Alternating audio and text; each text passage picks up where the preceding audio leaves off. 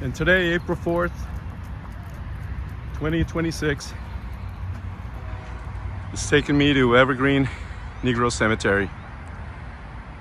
It's a very historic place in Houston. Very historic place. It was abandoned for quite a while after the last burials, 1980s. Last burials were actually in 1950s, 51, I believe. But this used to span 5.5 acres. All this used to be part of the cemetery right here. All this, including across the street, which now, back in the 1960s, when they were building these Lockwood right here, it's Lockwood Road, including that part right there was a cemetery. They were building these this road. They were supposed to take out everybody and rebury them in a different location within the cemetery. But of course, 1960s, right? They left a lot of them. In 2023, they didn't know until 2023 when Metro was doing a construction project here. I guess widening the roads and maybe that little metro station way over there. They found so far, they found about 30 unmarked graves. And I'm assuming they were reburied or reinterred somewhere else. But this Fifth Ward, man, has a lot of history. But the damn shame that, of course, in the 60s, they weren't going to give a damn about reburying anybody, man, especially if you weren't, you know.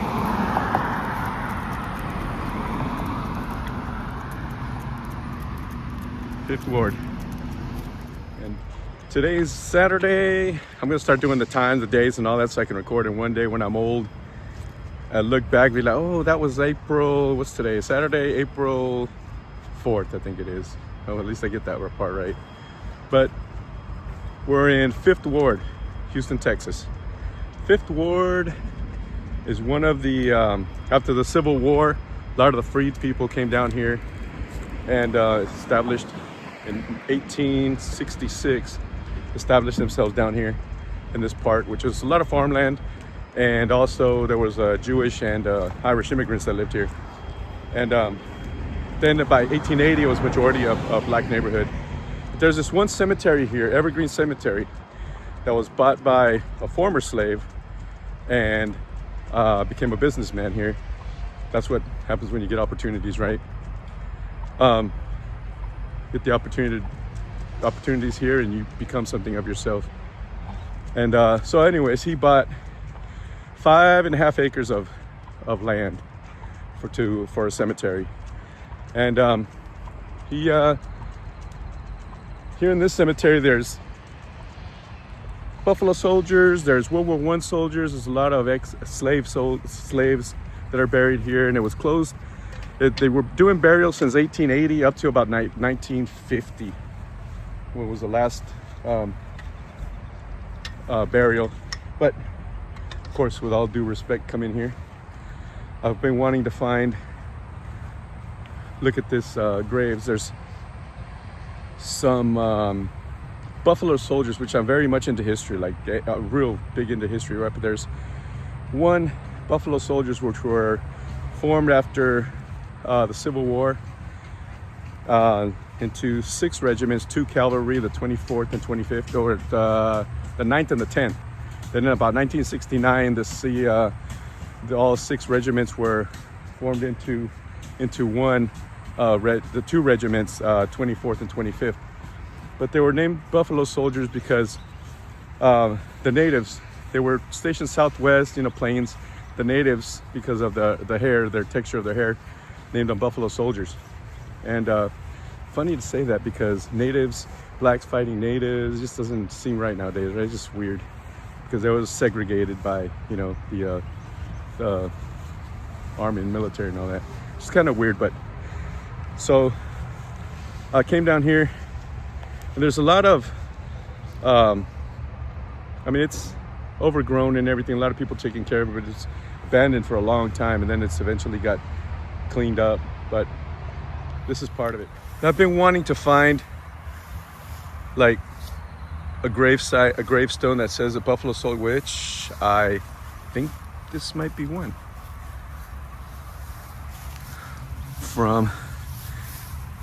Actually, I think this is one because of the B. A Buffalo Soldier. Wow. I hope it is. Born in 1876. Passed away September of 1931. Might be. Which is exactly what I wanted to find out. If someone could tell me, man, I would love to know. Because I've been wanting to come and historically look at a Buffalo Soldier's grave. Just out of my own curiosity. Because I've read quite a bit of it since I've been in this part of in the South, and like I said, I'm big into history. But there was a lot of graves here. A lot of them are just gone, man. Unfortunately, it was abandoned for a long time, and now there's probably snakes. Let me just make sure there's not. Because them snakes here in Texas don't play. They're Texas snakes. Big wart snakes. Hold on. Here we go. No.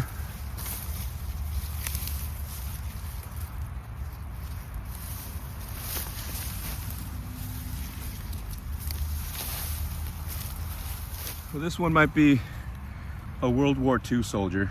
I mean, not World War II. World War I soldier. Served in the 331st Corps, 1894 to 1934. A lot of they served in World War I up to, I believe, the Korean War.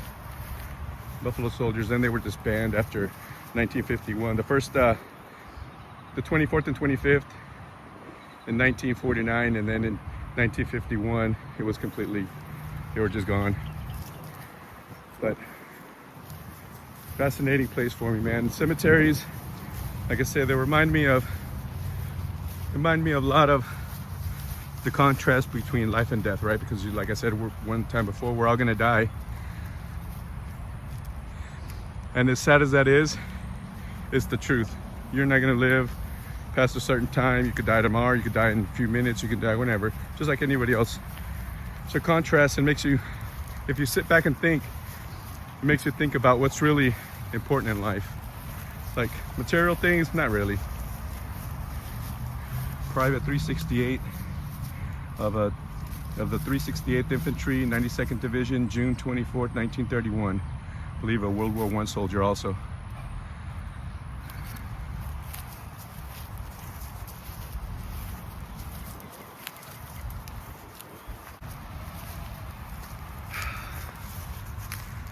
Joseph D. Reed, a Mason, 1885 to 1925. Huh.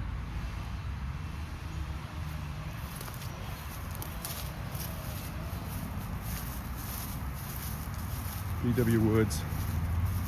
I know the original owner, or the man who bought the land here in 1880. He's buried here somewhere. I just don't remember where. A.K. Kelly. I don't know this one here much about him.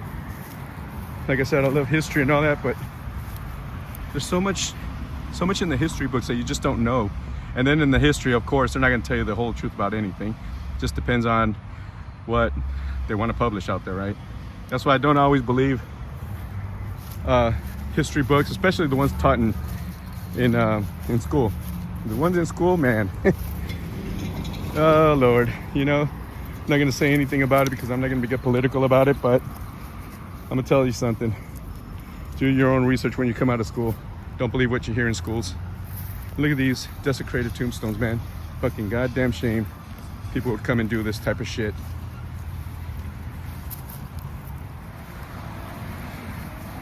And here, another Mason. Gone but not forgotten. 1866, died in 1921.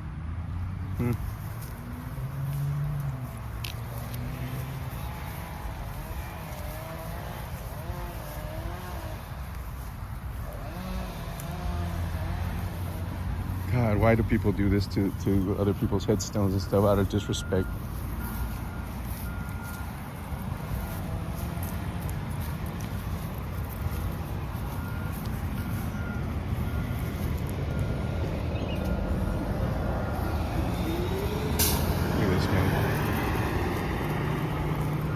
Why? I don't understand. I don't know who did it, but I know at some other graveyards, they're disrespected because, oh, you know, wrong race or whatever. But it's all unintelligent. All unintelligent human beings that just hate and do this type of shit. I'm not saying that happened here, but who knows, man? Never know nowadays, especially now times. Leslie Alexander, 1897 to 1918. Ace, 20. World War I, maybe died in the war. It says Ace, 20. Could that be shot down 20?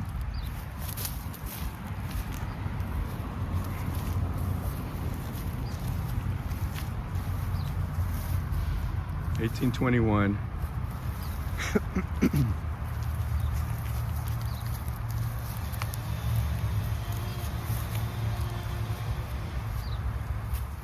Maybe another World War II veteran, 1883 to 1915. That was the height of the war, 1914 to 1918. Could it be? And here, I believe this tombstone with this here, if I read it correctly, that symbolized that they were former slaves. Died June 4th, 1900 at 54 years and 9 months. So yeah, I'm pretty sure. Wow. This is Lyons Avenue and Lockwood.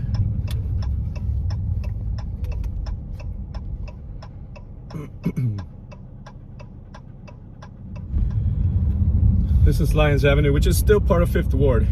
And this is the neighborhood part of it. A lot of places here, a lot of famous people came out of here, including, if anybody remembers, Ghetto Boys from back in the 90s, late 80s, 90s. Ghetto Boys, they came out of here. George Foreman came out of here. A few different famous people have come out of 5th Ward. Later on, there's 5th Ward right there. 5. Later on, I think it was the 90s, late 90s or something. It was known as the Bloody Nickel because of all the crime and murders and stuff like that was happening here in Houston. And I don't know if it's like that still, but it sure was before. It's changed quite a bit. There's a lot of, still majority black neighborhood, but there's a lot of Hispanics that have moved in here also and live in 5th Ward. So I don't know if the crime is still the same or not, but it's still a very historic city. I love historic cities, man, or sections of the city, because it's still Houston. A lot of old homes that I wish would not have get demolished, or someone would buy them and refurbish them. Wish I could do that, but can't buy that many homes. So some homes are still alive and kicking from way back when. Good to see that. Now, I believe this area here on Jensen Drive and Lockwood and all these areas here was known as Frenchman Town. Still a lot of old homes from back in the day. But I think it was known as Frenchman Town because back in 1922, the railroad had brought Creole workers from Louisiana. And man, if you have never tasted Louisiana food, I'm talking about beef tips and rice, boudin, again, crawfish, the seasoning that they just put in it. It's just a combination of so many cultures in one in Louisiana that it's, for me, it is the best tasting food in the world. I mean, I've tried so many things, so many different type of dishes, but Louisiana food, you cannot beat it, man. I mean, it's just freaking delicious. But anyways, they brought this music called Zydeco. Zydeco music is, man, it gets in your blood, it gets in your bones. You need to move when it makes you move, whether you like it or not. And it's check out Zydeco, ZY Deco. This is still some of the old homes that are still left here. I love this style homes. Old craftsman style homes, man. I love them so much. And this is the other, still sections of Fifth Ward that are not touched except for the gentrification of some places. But still, this is a lot of little sections, a lot of little streets still have some of the old houses here from way back in the day, like these here, fixed up. Then you got your modern day stuff getting torn down, but you still have a lot of this old homes here, you know, from back in the day, man. Just wonderful, fucking wonderful homes, man.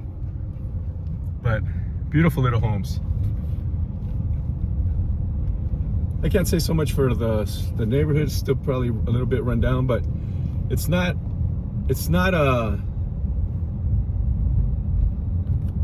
like shotgun houses, shotgun style homes. That's a Creole Louisiana type building.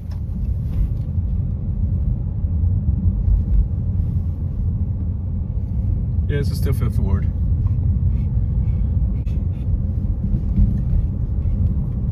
More old homes. More old homes.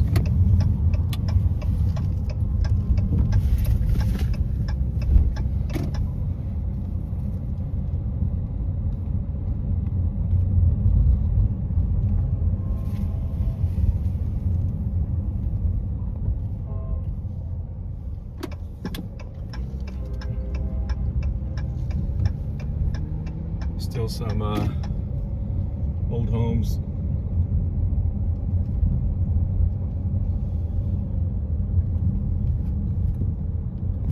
Have your modern stuff coming up. Like, man, if you're gonna come in and build something new, at least build it badass with better material. This stuff, these box homes, man, made out of the crappiest material they can find, and then sell it to you for, I'm sure those homes go for over $300,000, which it's not California money, but for $300,000 to buy basically cardboard and some wood, yeah, those homes aren't made to last like these old other homes, you know. These other homes are over 100 years old. Those new homes, man, you're lucky they last you 50 years. This here is the site of the old Peacock Records. Here's the plaque. During the first half of the century, the mass market recording of the African American musicians were grouped under the term race music. Regardless of their music gender, they were marketed strictly to African Americans listeners. In 1949, a decade before the birth of Motown Records, nightclub owner D. Roby signed blues musician Clarence Gatemouth Brown a management contract, and then decided to create his own record label because of this dissatisfaction with his dissatisfaction of the traditional race music marketing offered by the major record labels. So he made Peacock Music, Peacock Records, landmark. This isn't crazy. A driverless car. A freaking driverless car, man. I've never seen that before. Wow, that is insane. There he goes. No driver, no nothing. Waymo. Wow. Well, what a day. Went to the Evergreen Cemetery and went around a few places in Fifth Ward. Went to work, first of all. And then I decided to do that video, but that Vimo car was crazy, man. That's the end of my video there. Thanks for watching, y'all.